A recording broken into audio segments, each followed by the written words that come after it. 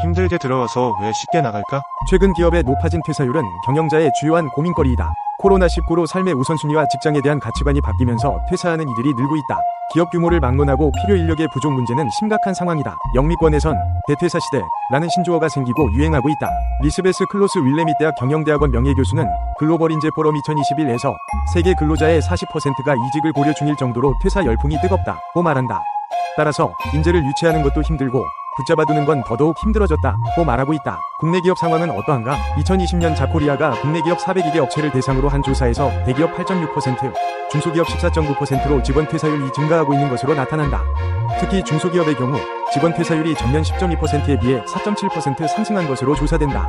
또한 주요 퇴사 사유로는 연봉과 복지제도의 미흡, 경력 관리의 필요성 등을 꼽고 있다. 기업 입장에서 보내고 싶지 않은 직원이 퇴직 의사를 밝히는 경우 10곳 중 7곳이 퇴직 의사를 밝힌 직원의 퇴사를 막아 다시 근무하도록 했던 경험이 있다고 밝히고 있다.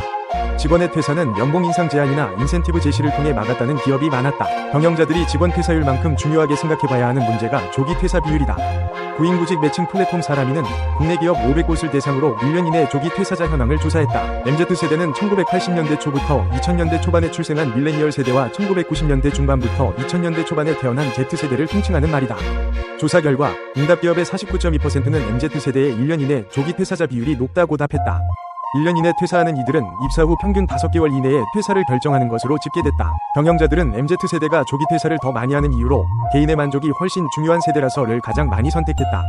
이어 이전 세대보다 참을성이 부족해서 시대의 변화에 기업 조직 문화가 따라가지 못해서 호불호에 대한 자기 표현이 분명해서 장기적인 노력으로 얻는 성과에 대한 기대가 낮아서 조직 내 불이 불공정을 참지 못해서 도전 정신이 강해서 등의 순이었다. 이런 결과를 보면 기업 경영자들이 조기 퇴사를 막기 위해 어떤 노력을 기울여야 하는지 명확해진다.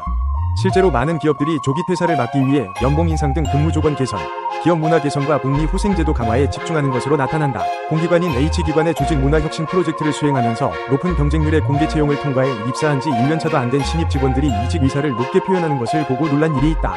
말 그대로 어렵게 들어와서 왜 쉽게 나갈까?에 대한 답을 찾아볼 수 있는 계기가 됐다. 흔히 공공기관은 고용 안정, 복지 및 직무 전문성이 보장되는 신의 직장이라 불린다.